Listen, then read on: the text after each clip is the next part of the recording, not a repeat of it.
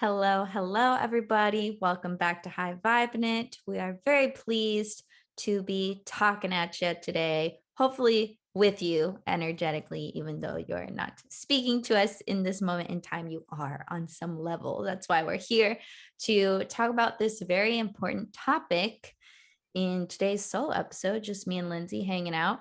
We really wanted to talk about having faith and having trust during like uncertain times or hard times, or when you feel like you're not on your path and you're just like scared and stressed. Kind of helpful tools, mantras, perspectives to handle those times, because I think a lot of us are there or have been there at some point in some way recently. And Lindsay was also inspired by a quote when we were deciding what to talk about. So tell us what it was. Can we just like say the quote? Yeah. Okay. So the quote that I heard that was very inspiring, it was, I'm going to paraphrase it because I don't remember exactly, but it was just trust is for those times that seem that you can't figure out or you can't make sense of, even more so than the times that you can make sense of. And that really kind of stuck out to me because again, we all have those moments, but especially like in my life, right around now, when I kind of give myself the grace to be in hibernation mode. I mean, people from all over the world are listening, but in America and in this side of the world, we go into winter. Everything kind of gets buried in snow and the leaves fall off things in certain parts. And it's that kind of energy for me as well. But also at the same time, with that energy comes like, what if I don't do enough? And then by the time I do feel like getting back on the horse and being motivated, it's too late, so that for me is probably the biggest battle with uncertainty, is just giving myself the grace to not have to figure it all out, and also like being afraid that it's not figured out. Yeah. So Right in the line. so I like that quote because it gave me that perspective of like, you know what? We don't have to figure it out all the time. In fact, some of the best things that will happen to you are things that you didn't have a stake in. You didn't have a hand in the cookie jar, so to speak, or you didn't really have a hand in the planning of it. And it just worked out anyway, and probably even better than you thought it would. So it is hard in those moments of uncertainty, but it also helps to know that some of the best things that are ever going to happen to you are going to be born from, am I doing this right? Am I moving forward? And that feeling of uncertainty. So I really like that a lot. Yeah, I think what you're talking about has definitely helped me in certain moments where I was nervous that things wouldn't work out or not knowing how they were going to work out. But if you look back, and when I look back, I notice like, oh, remember that one time when I thought it wasn't going to work out and then everything was fine? And I'm like, remember that all those millions of times that happened, that my anxiety really convinced me that this is the time where it's not going to be okay. And this is the time where you're not supported, when really that was just my anxiety freaking out. And that wasn't the truth of my life. So Yeah. it's also like learning to distinguish the voice of truth and reason and logic and like universal divinity versus like just your anxiety having a field day. And what is that? What is the anxiety actually doing? Because we always say this, but it's always important to talk about. Oh, like how it's trying to protect you. That's what it Mm-hmm. thinks it's doing by the worry and the stress and the trying to plan and navigate and overdo things, when maybe all you need to do right now is just wait and see. Yeah, I agree. And I think if we are in that mode of uncertainty, or what it might look like as anxiety, for me it does look like anxiety for sure, and just worrying and speculating. When I'm in those moments, it really does help to look at the evidence, go back in your life and remember the time that it worked out even better than you thought.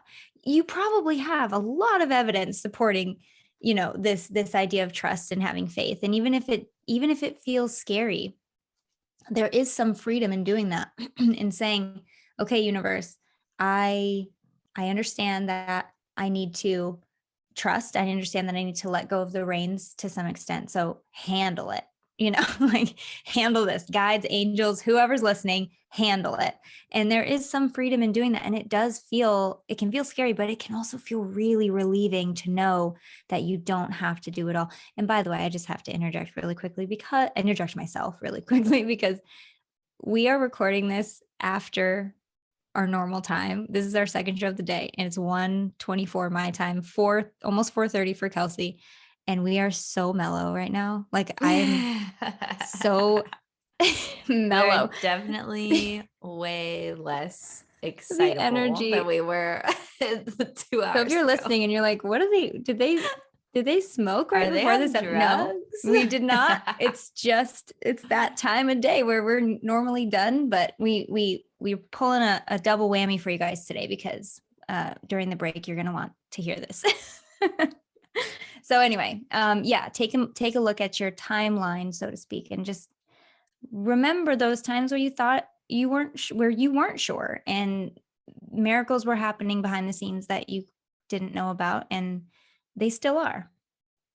And I feel like even if you do lose your faith or you lose your hope or you lose your trust, that doesn't mean that it's not going to work out. Yes, that's a big one. Can we Like, just you don't hold actually space for have to have faith or have to have right. trust. Like, those are just beneficial things for you to do so you're not freaking out in the meantime. But yes, freak out or no freak out, like, it's gonna be okay. I feel like this episode should be mostly about, learning to have trust and letting that be enough to just have faith and trust. But also I'm glad you brought it up, because I do think we need to talk about, like, it's okay if you lose your shit sometimes. Yeah, like, it's I'm okay. trying to normalize the freak out. Yeah, you're allowed to do that. I mean, we are human beings. Of course, you're allowed to do that. And maybe when you're done going through that process, you'll be able to be in a better position to have faith and trust. I got to say, as much as I'd love to skip parts, I think there's a lot to be said for the process that you go through when you feel like you're on shaky ground or you feel like it's not working out. You need to go through that process. So to some extent, like, there shouldn't be a hack that allows you to skip that. There shouldn't be any kind of formula that allows that stunting of that growth process, because that is exactly what needs to happen. And that's probably why you're feeling that way, because there's that growth that needs to happen, Yeah, it's the contraction and the expansion. And I know for me personally, at least once a month, usually 2 days before I start my period, I will lose it. And I feel like I'm horrible. My life is horrible. Everything's going wrong. Nothing's working out. Nothing's going to work out. My anxiety is really right this time. This is the time.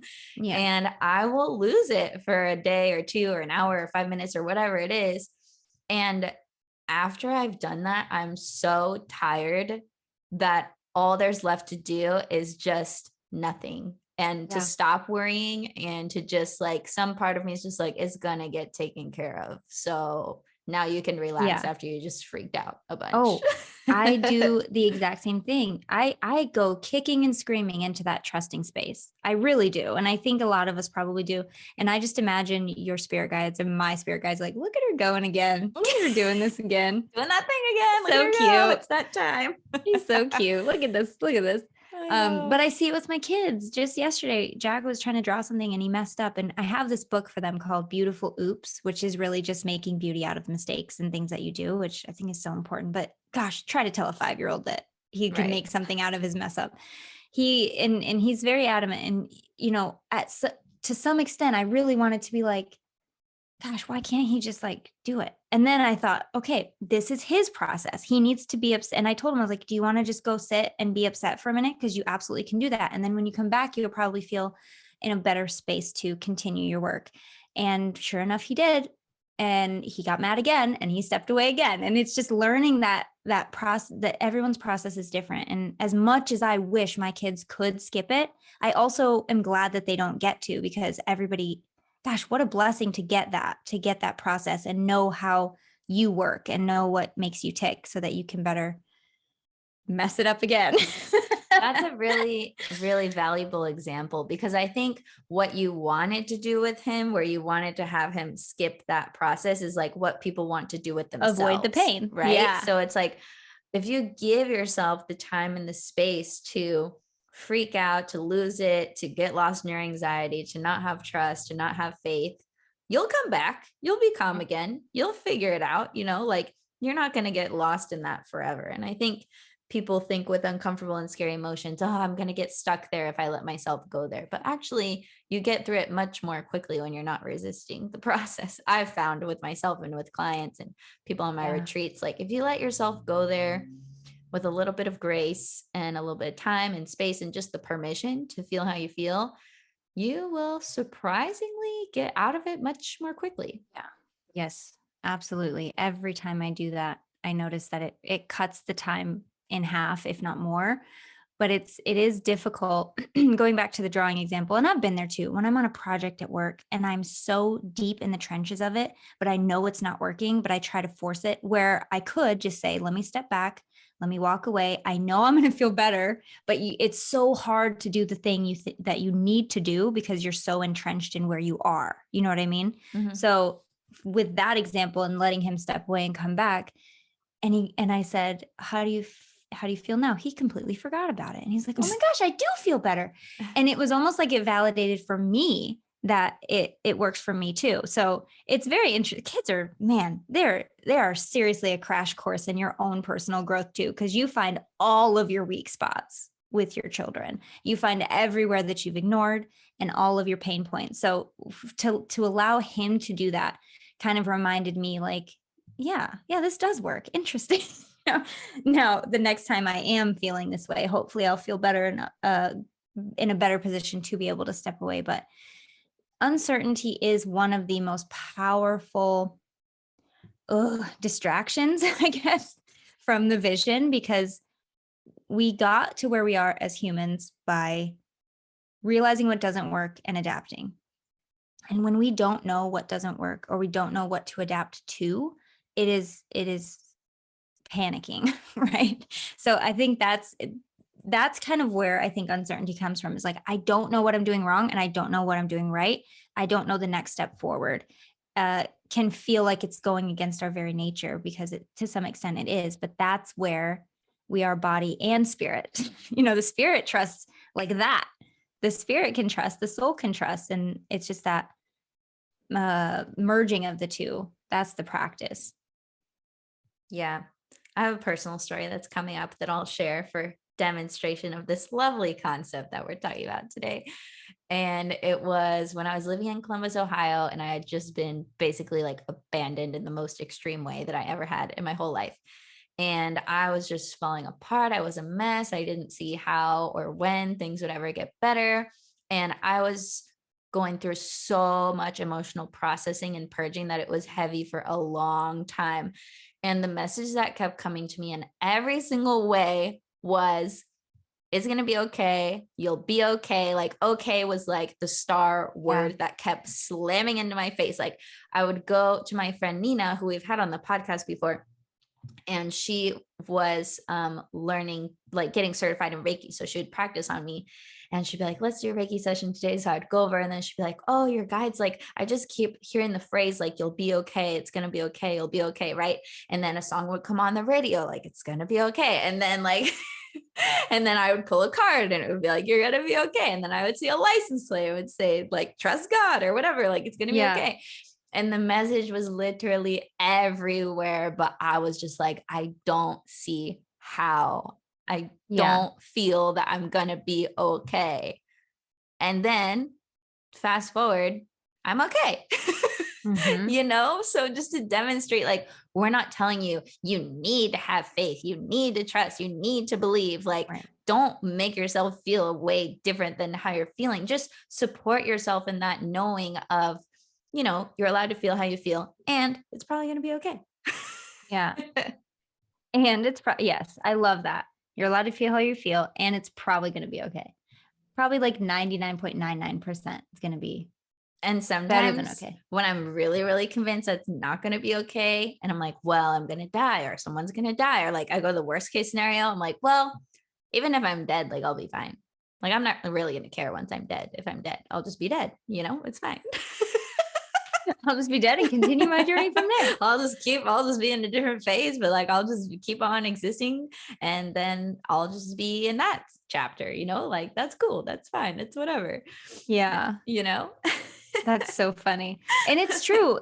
Zooming out, there's something to be said about zooming out. We spend so much of our time zoomed into our own problems and what's going on with us that sometimes all you need to do is zoom out a little bit. What's the worst that can happen? And is that really that bad? Let's just get real clear on this. And the chances are it's probably not, because as Kelsey said, I'm not saying like you should always just be like, well, if I die, it's fine. That's not what we're saying. But what we are saying is an extreme example of my strange mind. And that does not work for me, by the way, because I think it would have before I had kids. And I know I bring up my kids in every episode, but I think it's inevitable. Honestly, I've given up trying not to. But it's like that has stopped working. So what does work for me now is, tell us what's the worst that can happen? For me, it always is like, I'm going to lose everything that I've built, which is basically just like business related. If you ask me about my personal life, I don't have a care in the world. Everything is peachy keen. We're good. I only have this feeling usually when I'm unsure about where I'm going in my business, what the next step is. So for me, it's like, okay, well, what's the worst thing? The worst thing could be, maybe I do lose everything. What am I going to do? Well, I'll figure something else out. Like, I think if I let myself get that far, which a lot of times I don't, because I'm a human and I just get stuck in this worry. But when I do allow myself to take it that far, I think I'm never going to stop doing what I'm doing. Let's be honest. Number two, if I'm not doing this, I'm going to find something else that I like better. Like I'm not wired that way to not do something that I'm passionate about. And I truly, truly believe that if you are doing something that is driven by that soul passion, you will never be left out to dry. It's just going to work out, because that's why we're all here. And that looks different for everyone. So I just think, dying doesn't really help me, although I do believe that like when I do die, of course, I'm going to be just, it's kind of like when you feel fine, right? When you feel normal, not sick, you don't notice it. But when you have a cold or your throat hurts, you're just like, oh, I'd give anything just to feel normal right now. But then you go back to feeling normal and you just totally forget about being sick. I feel like that's what life is like. Like being alive is like having a cold. You're just like, oh, I can't, you don't being know. Alive is like having a cold. Okay. This metaphor is falling apart, but just bear with me here. So I think, okay, maybe it's not like being cold. Maybe it's the opposite. So when you're alive, you don't know the difference. When you die, you're like, oh my gosh, this is so much better than being in a body. So I know I'm going to be fine when I die, whatever. But in my human body, having kids and knowing that I'm going to be leaving them behind is like horrible to think about at this point in my life. So instead, I just think, listen, I'm never going to not do what I want to do. I know deep down that I am never going to be in a position where I'm going to have to choose survival over passion. I just don't, I really truly believe I'm not going to. Now, superficially, if I'm zoomed in too far, I might let my anxiety get away with me and I might let my speculation run away. But when I come back to that, it really eases a lot of that pressure cooker pressure of just like, you don't really need to be worried about this. Like, what are you worried about? So, I mean, that helps me. Yeah. And you know what's funny about these strategies that we're giving is they're still like anxiety's way of being less anxious, right? So it's like still speculating, still being more logical, trying to bring it back down, like convince yourself that everything's going to be fine. But something else that I have done sometimes that's like beyond that, if we're not using the strategy anymore, is like, what if you didn't have to speculate? And what if you didn't have to like plan for the worst? And what if you could just be in this moment right now? And then you just take it back to this moment and it's just like crickets. Right. Yeah. That that reminds me of another thing that I do with Jack, especially because he gets carried away a lot with his emotions. My little Pisces. He when he gets really upset, I say, "Are you in danger?" He says, "No." "Are you physically hurt?" "No." "Are you safe in your house with people that love you?" "Okay, yes." And then I just say, "Give me a hug." big hugs. And then I give them a sip of cold water. Hugs and water are like the thing in this house for like, if you're upset, get a big hug and a sip of cold water and you will feel better. And it works every Nice. time. So far, so good. But those 3 questions, well, 4 maybe. Are you in danger? Are you physically hurt? And are you safe in your house with people that love you? They remind themselves that there's really nothing that prevalent that can make them spiral out, and then you just squeeze them, because squeezing a pressure hug is like a weighted blanket, it's Mm-hmm. really good for calming the nervous system. Pressure on the arms and the shoulders and the center pillar of the body. I mean, you probably know this, but maybe the listeners don't, is like works wonders for calming immediately, that kind of spiral feeling. I like it. And I like the whole just bringing it back to the present, which, is the Yeah. benefit of having a meditation practice. You can just sit in the stillness of the moment.